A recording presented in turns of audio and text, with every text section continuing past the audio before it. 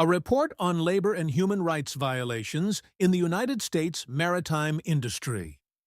Introduction. The United States maritime industry, while operating under a framework of federal labor and safety laws, is the site of severe and systemic human rights abuses. These violations most frequently occur on commercial fishing vessels and floating processing factories, often operating beyond the reach of effective oversight. Exploitative practices are facilitated by specific legal loopholes and prey upon a vulnerable workforce of migrant laborers. This report details the nature of these abuses, the legal frameworks that enable them, and the ongoing efforts to achieve reform, drawing upon judicial records, congressional hearings, and investigative journalism. The legal loophole. The Jones Act exemption. The primary enabler of labor abuse in the U.S. fishing industry is a critical exemption within the Merchant Marine Act of 1920, commonly known as the Jones Act. The Jones Act mandates that vessels transporting goods between U.S. ports must be built, owned, and crewed by American citizens. However, large commercial fishing vessels that do not call on foreign ports are exempt from this crewing requirement. This exemption allows vessel owners to recruit foreign nationals on temporary H-2B visas, which are designated for temporary non-agricultural work. This loophole creates a power imbalance that fosters exploitation, as these workers' legal status is tethered exclusively to their employer. Patterns of abuse and exploitation. The workforce on these vessels consists predominantly of men from the Philippines, Indonesia, Vietnam, and Latin America. To secure their jobs, many incur crippling debt to pay exorbitant recruitment fees, a practice that immediately places them in a state of debt bondage. Once at sea, isolated, and with their passports often confiscated, they become subject to severe abuses.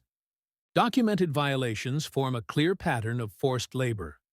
Workers are frequently subjected to 20-hour or longer work shifts, sleep deprivation, and provision of rotten or insufficient food. Physical violence is a common tool of coercion, with reports of crew members being beaten, stabbed, and threatened with death. Medical care for injuries or illnesses is routinely denied. Perhaps the most universal abuse is wage theft, where workers are paid a fraction of what they were promised or not paid at all for months of labor. The combination of isolation, violence, debt, and the threat of deportation creates a context of modern-day slavery on these U.S.-flagged vessels. Documented cases and investigations. The case of the United States versus Captain Lance Lamont and First Mate Carl Bradley, 2011, serves as a landmark legal precedent. The captain and first mate of the Hawaiian longline tuna vessel Kitty Madeline were convicted on forced labor charges for holding a crew member in servitude through a regime of violence, intimidation, and deprivation. The victim was beaten with a gaff, stabbed, threatened with death, and denied medical care for his injuries. This case was not an isolated incident. A comprehensive 2019 report by Greenpeace USA, titled Impossible Choices, synthesized investigations across multiple U.S. fleets. It found that the abuses on the Kitty Madeline were symptomatic of a much wider, industry-wide crisis involving debt bondage, wage theft, and brutal working conditions. This reporting was bolstered by a subsequent U.S. Government Accountability Office, GAO, report in 2022, which acknowledged significant gaps in the federal government's ability to protect workers on certain foreign vessels operating in U.S. waters. Pulitzer Prize-winning Seafood from Slaves investigation by the Associated Press, while focused on Thailand, exposed how global supply chains tainted by forced labor are directly connected to major U.S. corporations and consumers, highlighting the international dimension of the problem. Floating factories and beyond. The problem extends beyond catching vessels to include seafood processing vessels, often called flotels. These are large, stationary ships that act as floating factories and dormitories for processing fish, typically anchored in remote locations like Alaska. Workers on these vessels, also often on H-2B visas, face the same isolation and exploitation.